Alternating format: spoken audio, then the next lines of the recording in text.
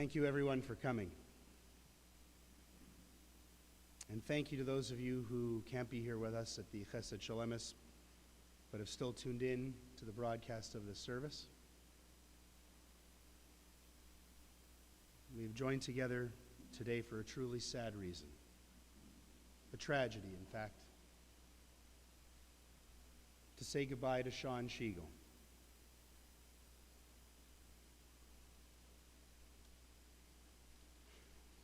Yitzchak ben Shraga v'Shoshana, the son of Sandy and Phil, brother of J.D. and brother-in-law of Anna, grandson of Sophie and Jean. The family asks that I acknowledge these are already trying times for Jewish communities and Jewish people all over the world. Our hearts have been heavy for nearly 2 months since the attack on Israel and everything in the fighting and the death that has ensued. Our strength comes from gathering together, leaning on each other, getting strength and courage from each other in times of need. We've continued to do this throughout, and we continue to do this on occasions like today. Today, we join our hearts together with Sandy and Phil, J.D., Anna, all of Sean's relatives, cousins, aunts and uncles, grandmothers, to give them strength and courage and love at this truly difficult time in their lives. In Jewish tradition, we know that mourning is a difficult time. There are a lot of emotions. Some bittersweet, some truly painful, others where we turn to joy. Our tradition in funeral services is to begin with a psalm to honor our beloved and to link their soul with the eternity of God, the people of Israel, and over 4,000 years of Jewish tradition. The psalm most often chosen in these situations is Psalm 23, known as Mizmor LeDavid, a psalm of David. Mizmor LeDavid, Adonai roi lo echsar. Binot eshe yarbitzeni al mei menuchot, yenahaleni nafshi yeshovei.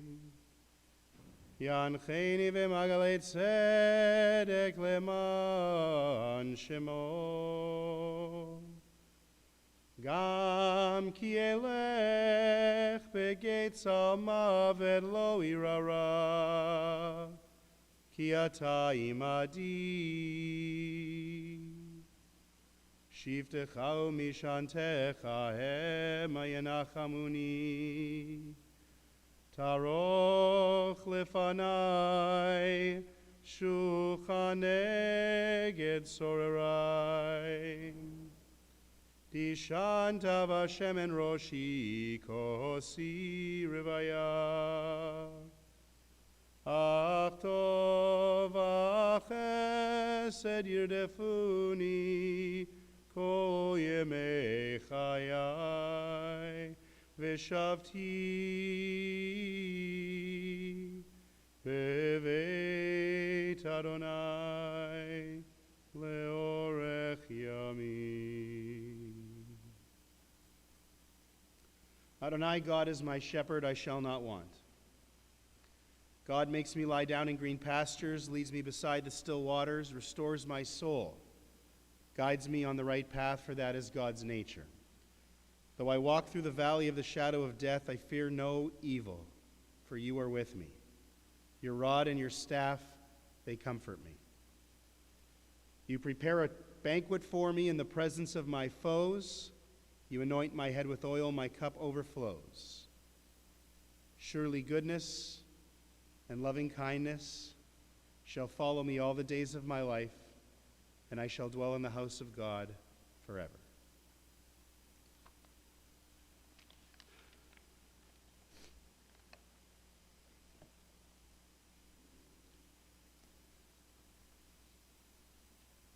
Sean passed away Saturday after a long and difficult illness.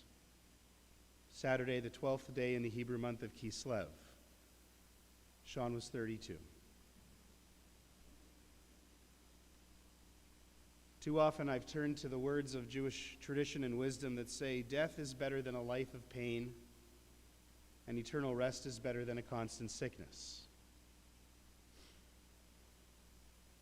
While this is true, and we understand it intellectually to be so, sometimes the pain we feel in our hearts isn't so easily relieved. When someone's so young, already who had life so difficult for him, has an end that comes like this. A story I learned once, trying to make sense of untimely death, as if we have any easier time making sense of timely death, if there even is such a thing. But a story I learned once, I'd like to relate now. It's about a great debate that once raged in heaven over a most beautiful and precious new soul God had just created. The angels debated what should be done with this soul. One group of angels demanded the soul remain in heaven. He is too pure, they said, too old, too holy to face the ugliness of the lowly world. Who knows what will happen to him in a world of temptation and evil? That soul must stay with us here. But the other group of angels said the exact opposite. Indeed, this soul glows with a unique divine glow, but for that very reason he must go down to earth. For imagine the beauty and goodness this soul can bring to a dark world. What good is there in keeping such a soul in heaven? Let the soul descend to earth and shine his light there. And so they argued back and forth, each side unshakable in their view, until it became clear that they could not resolve the issue themselves and they needed God to step in.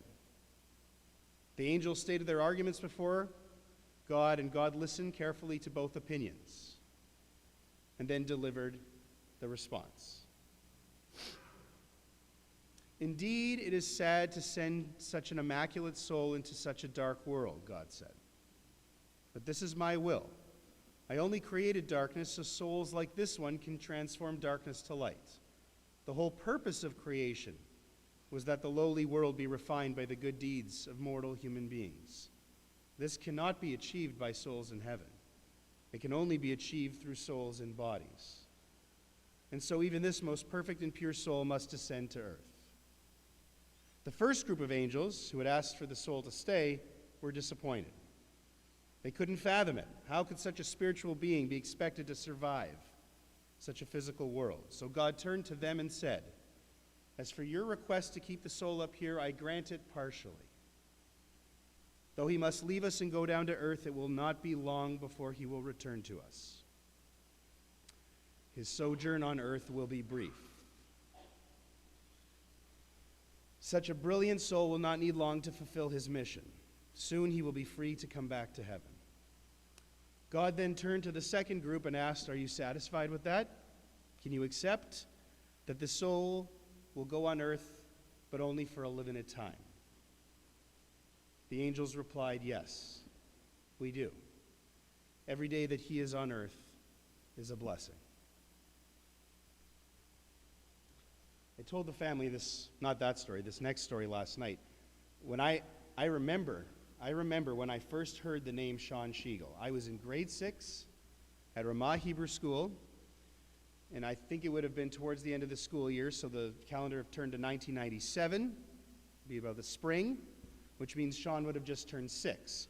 And we checked the timeline, it makes sense, because around that time, he was starting school part-time at Ramah. It was actually part of a truly incredible path for Sean Shiegel that culminated when he was 21 with his graduation from the autism program at Grant Park. Not that he wanted to go to his graduation. He actually really didn't want to go to his graduation. Didn't smile. He walked. I got the whole story. He walked across. He was very angry because, as pretty much everyone here knows, Sean knew what he liked and he knew what he didn't like. And if he didn't like something and you wanted him to do it. So anyway, yes, this is the beginning of his path that led to this incredible story of his Grant Park graduation. But he was brought into our class when we were all 12, a new kid in school who had special needs. He had autism.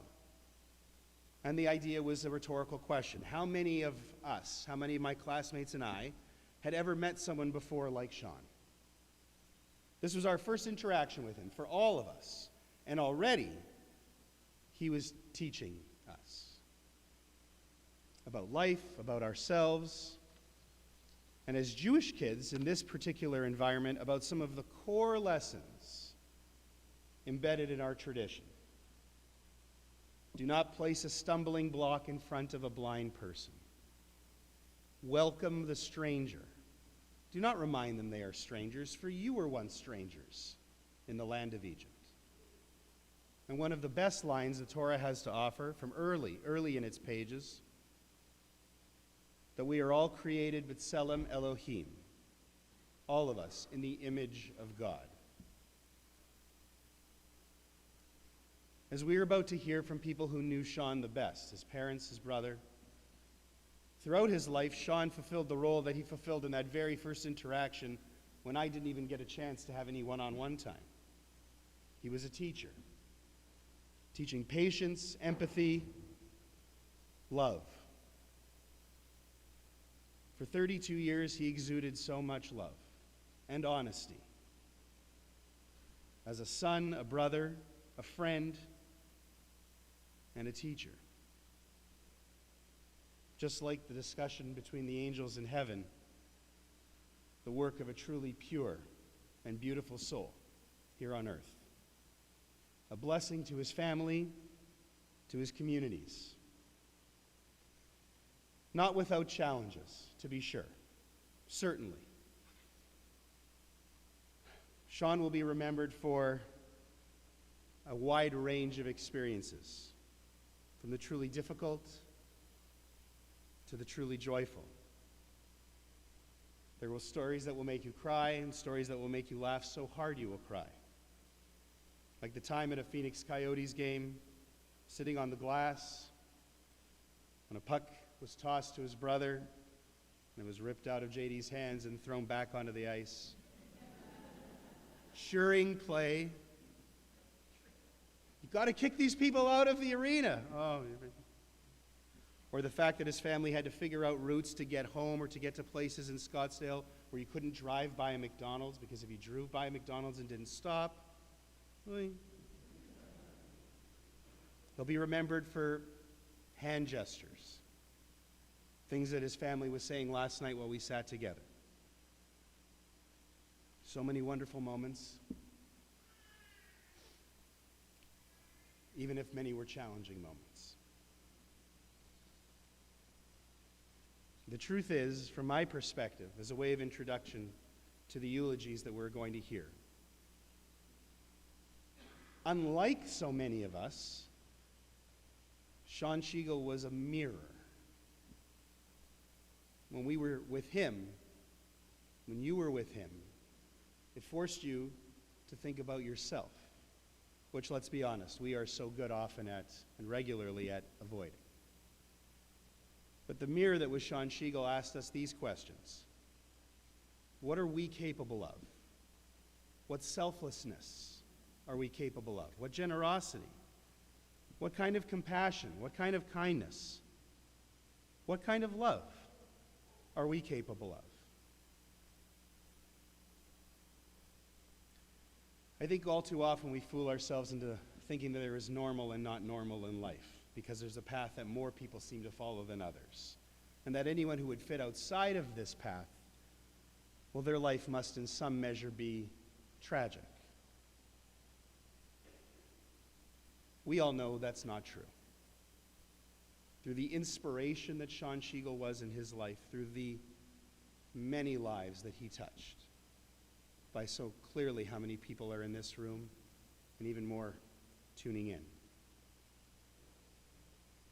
Sean's death was certainly tragic, but his life was epic. May he rest in peace. It's my honor to call up his parents, Sandy and Phil, to deliver their eulogies. followed by Sean's brother, JD, who will deliver his.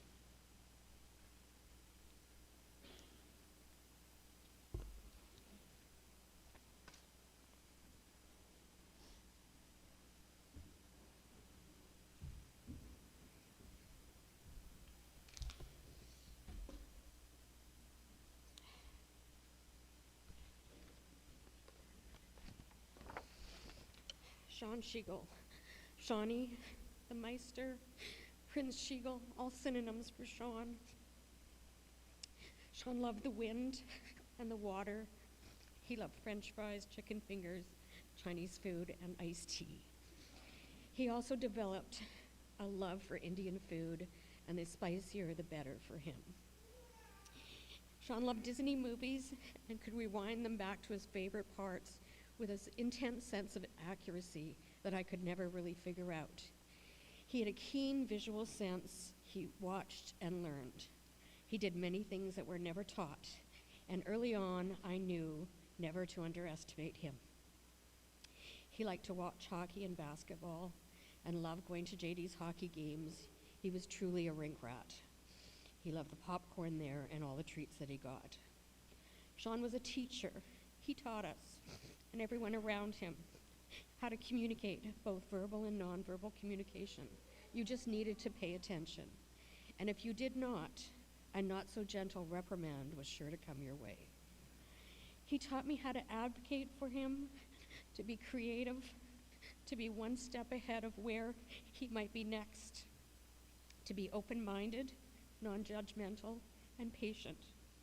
In this last year, Sean was brave, courageous, resilient, and still teaching those who cared for him.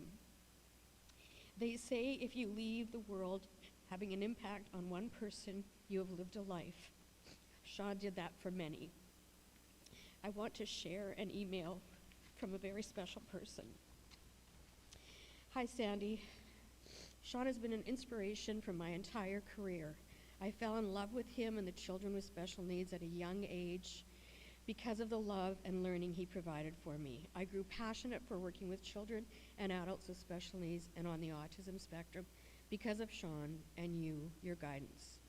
I tell stories of our adventures together to medical students and residents, talk to family members about my experience and connection with Sean, and truly, he is in my heart on a regular basis. He was and is my first teacher and a large influence on who I am as a person and psychiatrist today. Sending you love. Dr. Amanda Sawyer. We would like to thank our families and everyone who has supported Sean and our family over the years. There are too many of you to thank personally. But to Moose, Danu, and Elson, your support has been unwavering in this last year, and we could not have done it without you.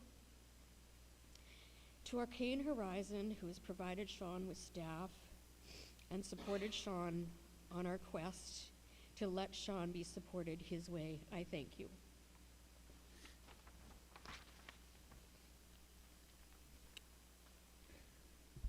Well, hello everyone, and let me start by saying thank you to all of you, and not just for being here today, but also for being here for us and for Sean over the last year and the last 32 years. What did they say? It takes a village to raise a man. And I know at this point Sandy's going to be a little upset with me because I'm going to digress, but for me it's very important to thank all of you. You've been so lovely to me, Sandy, and our family. And if I may, I'm going to say a few words on Sean's behalf to all of you. Thank you for being so supportive, so inclusive, so patient, so loving, and so caring of me and my family. You know, yesterday, one of my dear friends said to me, she said, you know what Sean's doing right now? He's up in heaven, and he's telling everybody what a great family he had. Well, I'm going to take it one step further, that he's telling everybody what a great world and a great community he lived in, and thank you to all of you. You know, when we were planning the funeral, and I said, it's a bit ironic that we are here at the Chesed Shalemis, which is in Hebrew, to say until we meet again to Shawnee. You see, Shawnee had a special sense about him that was hard to name or to purely identify. And I always thought about it and thought about, what is it? But, the words Chesed Shalemis mean the learned place of truth. And that's what Sean's sixth sense was. It was a sense of truth. Everything Sean did was from a place of truth. He had no hidden agendas or thoughts of deception. And therefore, he expected the same from all of us and all of you. He could sense right away if people were his friends or if not so much. And no matter what face you put on, he knew how to truly tell what you truly felt about him. Shawnee taught us all so much. He even taught us things we didn't know that we didn't know. And over the last few weeks, I've been telling everyone as they call and text that think of your top 5 Sean Shiegel moments and let yourself smile when you think of Shawnee every day forward. So let me once again thank all of you for being here, for us, for Shawnee, and for each other. Shawnee always liked a good gathering, and he's here in spirit watching all of us celebrating a great human soul. Shawnee, rest easy until we meet again.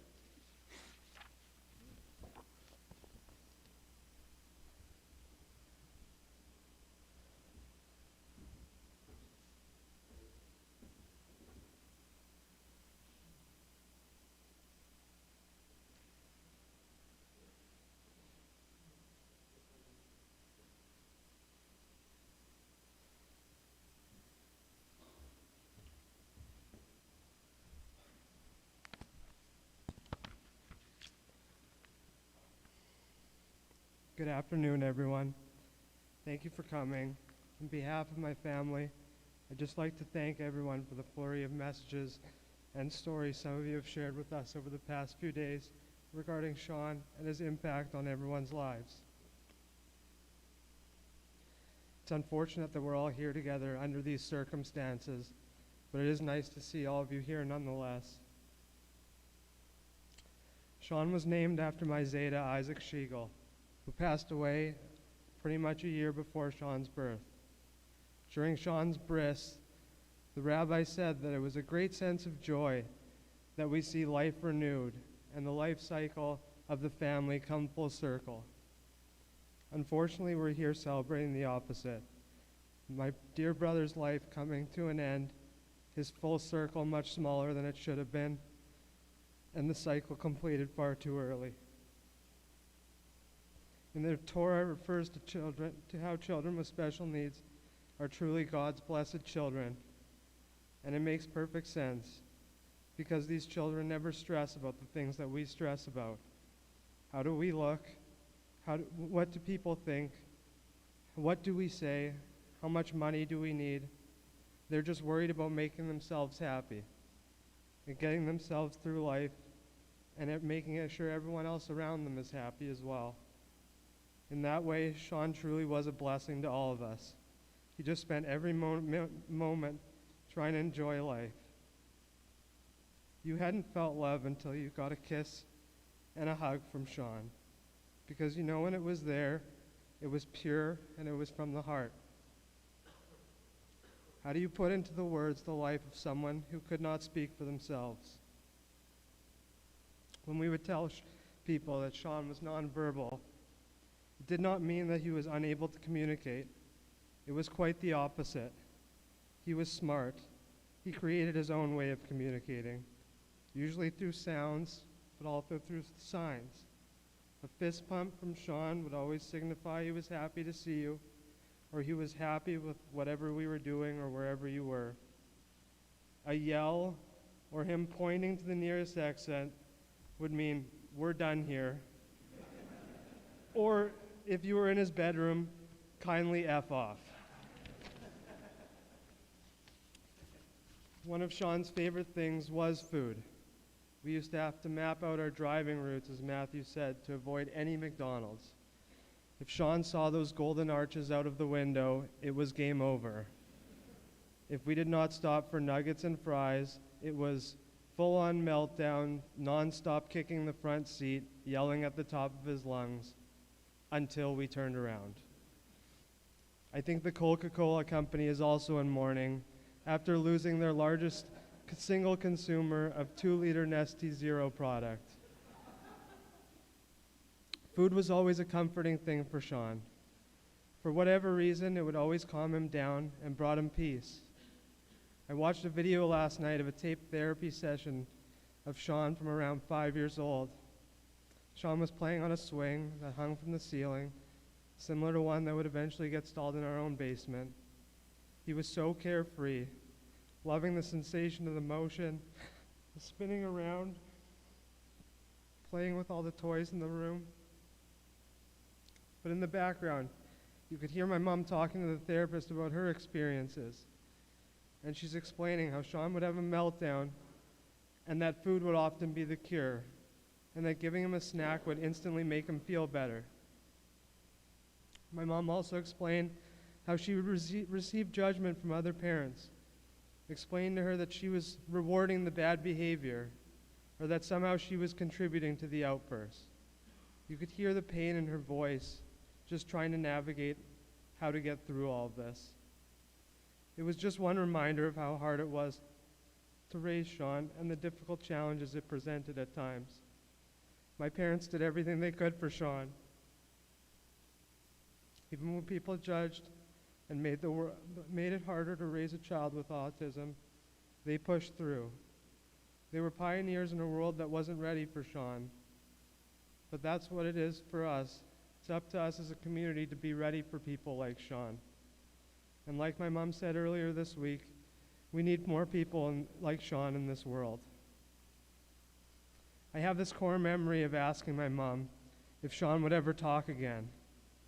My mom simply answered, "I don't know," because I don't think she really knew, but she was trying everything she could to do so. Looking back on that now as an adult, I can imagine how hard that must have been for her, trying to explain something like that to a 7-year-old. My parents got these communication devices for Sean to help him try and adapt to this world that we had, and it was like an iPad before its time. You could program it to say certain things, so it would say like, "I like to go," and then a bunch of restaurants would pop up on the screen. But that was the problem with Sean. You could offer him X and Y, but if he wanted Z, he couldn't tell you. And imagine how frustrating that would be to go through life like that, never being able to tell someone exactly how you feel or exactly what you want. Sean loved to watch movies, The Muppets, The Rescuers, The Great Mouse Detective, American Tail, and pretty much anything Disney. Sean didn't watch movies like everyone else, though. Sean would find one scene, sometimes even a 10-second clip, and watch it over and over and over again. Whenever we watched together as kids, I would get tired of this, try and take the remote, and keep watching the rest. This almost always ended up with Sean yelling, and if my mom didn't come quick enough to help him, he would give me his famous pinch. Sean could find any piece of loose skin on anyone and give you a pinch so hard you would never forget it. And you would make no mistake that he was not happy with whatever you were doing. Sean didn't love when people invaded his space, specifically his bedroom, when he's watching TV. But over the last years, Sean was getting more sick. He would let me lay with him and watch movies while I'd massage his hands or feet. One day we were watching The Fox and the Hound. Everything was fine. But anyone who's watched a Disney movie knows there's music involved, and it's hard not to sing along when you've heard it 100 times. And as soon as I start singing, that's it. Sean's done with me. Get the hell out of the room. I like to think I have a pretty good voice, but he didn't agree. There are so many memories I have of Sean from Shabbat dinners at Bobby's, where he would watch Beauty and the Beast between 6 or 7 bowls of her chicken soup. Sean was at every one of my hockey games. He loved being at the rink. As I got older and I was able to take care of Sean on my own, this allowed my parents to take some extended trips to Phoenix on their own without us. Looking back on it, these were some of our best times together. Our house was always full of my friends, and I always loved how all of them accepted him as a friend of their own. Sean loved the action. He'd sit on the couch with us while we watched sports, laughing and smiling. I remember if he was upstairs, he would come down for iced tea and get it from the cupboard and peer around the door at our family room and see who was over and what was going on. One summer, my parents went to Italy, and I had a rager at the house. There must have been 200 people in our backyard. And I remember looking up at Sean's bedroom that overlooked the backyard and seeing him stand there with this huge smile on his face. I really think he was most happy when people were around because it made him feel like he was part of our community. I lived at my parents' for probably too long. But that meant I got to spend a lot of time with Sean. And me moving out, and when my parents renovated their house, it was difficult for Sean because he didn't like the change. And he was really annoyed with me that I was gone. I remember coming back to the house after work or something, and I had my backpack. I had maybe been in the kitchen for 2 minutes, and he came down the stairs and grabbed my backpack and came to the kitchen and just pointed to the door over here and said, "Shah, shah," and just wanted me to leave. Eventually we got over that and we made up, and Sean taught me more than anything in this life. Patience, respect, resilience, courage, and he couldn't go without teaching me one more life lesson about pain and loss. Our family has so much love for Sean, and I think what's most sad is that we're not able to show that love to Sean in a physical form any longer. Sean will always be with us, watching over Anna, Mom, Dad, and I. I want to leave you with this from The Fox and the Hound. I felt it close to me and Sean when I heard it. We met, it seems, such a short time ago. You looked at me, needing me so. Yet from your sadness, our happiness grew. And I found out that I needed you too. I remember how we used to play. I recall those rainy days. There's fires glow that kept us warm. And now I find that we're both alone. Goodbye may seem forever. Farewell is like the end, but in my heart is a memory, and there you'll always be.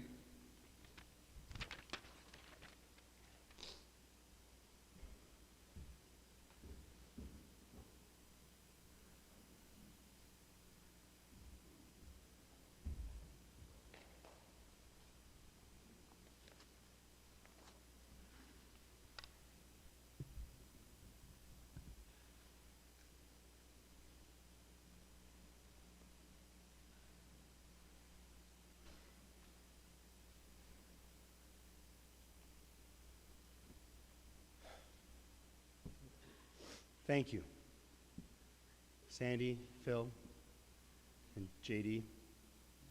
Those words were so heartfelt and so tremendous. Thank you again for sharing them with us and for honoring Sean.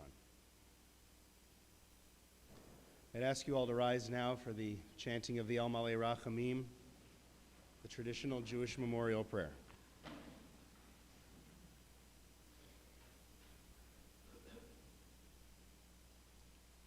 El Malei Rachamim,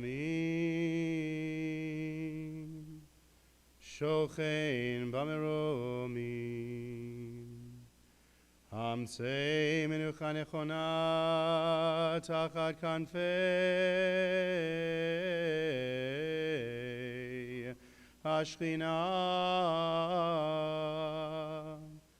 Bemalot kedoshim uteorim, Gezoar rakia mazirim, Enishmat Yitzchak ben Shraga v'Shoshana Shelach leolamo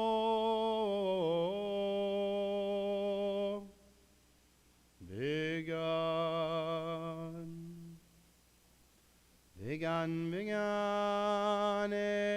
dente menuchato Anabal harachamim Hasti reu beseter kenafecha leolamim Utzror bitzror achaim enishmato Adonai hu nachalato V'yanuach v'shalom Amishkavo V'nomar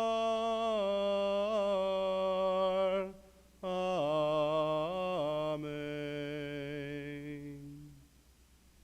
Exalted, compassionate God, grant infinite rest in your sheltering presence among the holy and the pure to the soul of Sean Shiegel, who has gone to his eternal home. Merciful One, we ask that he find perfect peace in your eternal embrace. May his soul be bound up in the bond of life. May he rest in peace. And together let us say, Amen. Please be seated.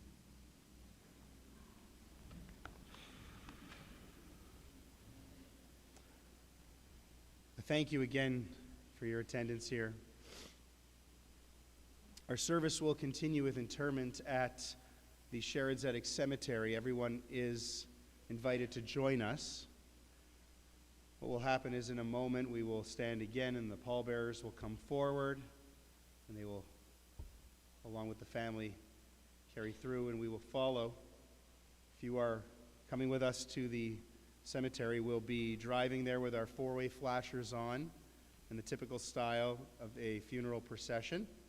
We still try to stop at red lights, and in case we do get separated, the route is quite straightforward. We go north on Main Street, and we turn left at Armstrong, which is where the cemetery is located, the Sherrod Zedek Cemetery. The family will be sitting Shiva and receiving visitors. Sandy and Phil's home, 14 Andover Avenue, beginning this evening from 7 to 9. And then Tuesday, Wednesday, and Thursday, it will be 1 to 3 in the afternoon, 7 to 9 each evening. And there will be prayers every evening, beginning this evening at 7 o'clock. Again, at their home at 14 Andover. I invite everyone to rise again and for the pallbearers to come forward.